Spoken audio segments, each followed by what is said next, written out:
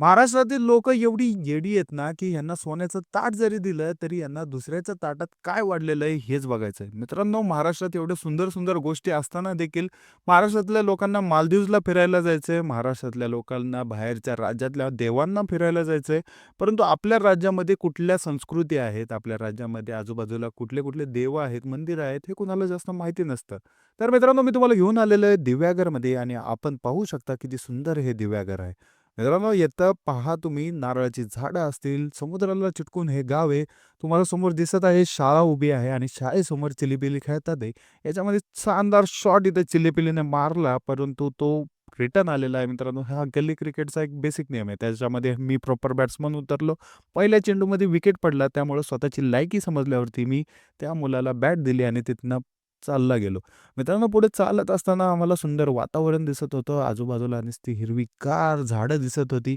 मित्रांनो, एकांत हवा होता, शांतता हवा होती. त्यामुळं आम्ही तिथे गेलो, बघितलं आजूबाजूला एवढं सुंदर वातावरण होतं, की आम्ही अक्षरशः बहरून गेलो, की आम्ही कुठल्या स्वर्गात आलोय अक्षरशः एवढं सुंदर होतं. तर मित्रांनो, आम्ही पहिलं गेलो सुवर्ण गणेश मंदिराला. सुवर्ण गणेश मंदिराला आम्ही बाहेरनं पाहताच म्हणलं, "काय आर्किटेक्चर आहे, काय बनवलंय हे मंदिर." अत्यंत सुंदर मंदिर मित्रांनो. अक्षरशः या मंदिराची तारीफ कराल तेवढं कमी आहे. कारण मित्रांनो, हे मंदिर बघितल्यावरती तुम्हाला अक्षरशः डोळ्याला पारणं भेटतील, की काय हे मंदिर आहे. आतमध्ये गेलो मित्रांनो आम्ही. तुम्हाला दाखवू शकतो मित्रांनो या ठिकाणी बघा. बाहेरनं स्ट्रक्चर जे आहे ते अत्यंत सुंदर बनवण्यात आलेलं आहे या मंदिराचं.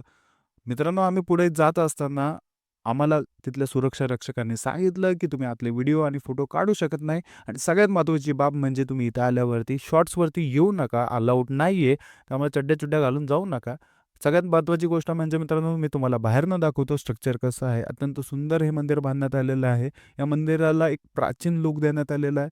एवढं सुंदर हे मंदिर वाटतं, की बघितल्या-बघितल्याच अक्षरशः भुरळून जासाल. मित्रांनो, स्ट्रक्चर एवढं भारी आहे. तिथं तुम्हाला खाली फुलं सांडलेले दिसतील. ते सांडलेले नाहीत, ते वाळू घातलेले आहे.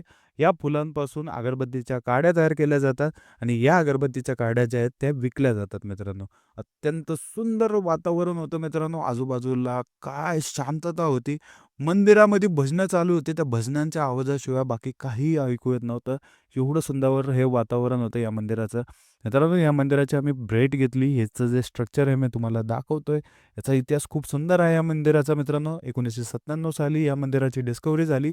सोन्याची मूर्ती आढळून आली होती मित्रांनो आणि तेव्हापासूनच मित्रांनो या मंदिराची स्थापना इथं झाली. 2012 साली ही मूर्ती चोरीला गेली होती. परंतु मित्रांनो याची खूप मोठी स्टोरी आहे, एकदम वॉव स्टोरी आहे, ती आपण दुसऱ्या पार्टमध्ये घेऊया. या मंदिराचं एवढं सुंदर वैशिष्ट्य आहे मित्रांनो, की इथं येणाऱ्या प्रत्येक भक्ताला त्याच्या मनातल्या ज्या पण गोष्टी तो देवासमोर मांडतो, त्या सगळ्या पूर्ण होतात. एवढी श्रद्धा या देवावरती आहे आणि लोकांचा विश्वास आहे. बाहेरनं येणाऱ्या प्रत्येक व्यक्तीला हा गणपती पावलेला आहे. मित्रांनो म्हणतात ना, दगडूशेठ मला पावतो, लालबाग मला पावतो, असं प्रत्येकाचं म्हणणं असतं. त्याचप्रमाणे मित्रांनो सुवर्ण गणेश मंदिर जे आहे, ते प्रत्येक लोकांना पावतं असा समज हा लोकांचा आहे आणि इथल्या लोकांना इथल्या जे स्थानिक लोकं आहेत त्यांचा देखील या मंदिरावरती खूप विश्वास आहे. कारण या मंदिराने खूप साऱ्या गोष्टी त्यांना दिलेल्या आहेत. जे देवाला मागितलं ते इथं भेटलेलं आहे, असं हे लोकं म्हणतात मित्रांनो. तिथे सुंदर वाटलं मित्रांनो आम्ही इथे आल्यावरती. अक्षरशः शांतता होती मनामध्ये, की समाधान होतं, की आम्ही खूप साऱ्या चांगल्या गोष्टी ॲडमायर केल्या. तर मित्रांनो आम्ही पुढे निघालो 11व्या शतकातलं मंदिर बघायला, जे एवढं सुंदर होतं मित्रांनो, ज्याचं आर्किटेक्चर एवढं सुंदर होतं. मित्रांनो हे जे मंदिर होतं, ते रूपनारायण मंदिर होतं, जे फक्त सुवर्ण मंदिरापासून 800 मीटर अंतरावरती होतं. आजूबाजूला दाट झाडी, ते पण नारळाची झाडं, सुपारीची झाडं, एवढं सुंदर वातावरण, त्याच्यामध्ये झालेला सनसेट. आहाहा! मित्रांनो काय सांगू तुम्हाला, अत्यंत सुंदर वातावरण होतं. आम्ही फक्त चालत तिथे निघालो होतो आणि चालता-चालता आम्ही या मंदिराकडे पोहोचतच होतो. एवढ्या भारी वातावरणामध्ये आम्ही चाललो होतो मित्रांनो. तिथं कुठेतरी स्मोक दिसत होता आणि त्याच्याचमध्ये मित्रांनो पुढे मंदिर आलं, रूपनारायण मंदिर. एवढं सुंदर मंदिर हे होतं मित्रांनो. याला पहिल्यांदा बघताच तुमचं मनाचं पारणं भेटून जाईल, एवढं भारी हे मंदिर आहे. याचा इतिहास पण खूप सुंदर आहे मित्रांनो. मित्रांनो, शिलाहार डायनेस्टी म्हणजे शिलाहार वंशामध्ये हे मंदिर बांधण्यात आलं होतं आणि मित्रांनो हे 11व्या शतकातलं मंदिर आहे आणि हे एवढं भारी आहे मित्रांनो. पहिले तर या मंदिराच्या ऐवजी साधं मंदिर होतं. आता हे रिकन्स्ट्रक्शन करण्यात आलं होतं. 1960 साली हे रिकन्स्ट्रक्शन करण्यात आलं होतं. मित्रांनो तेव्हापासून हे मंदिर असंच उभं आहे. एवढं सुंदर मंदिर होतं मित्रांनो. आतमध्ये नारायण भगवानाची मूर्ती होती.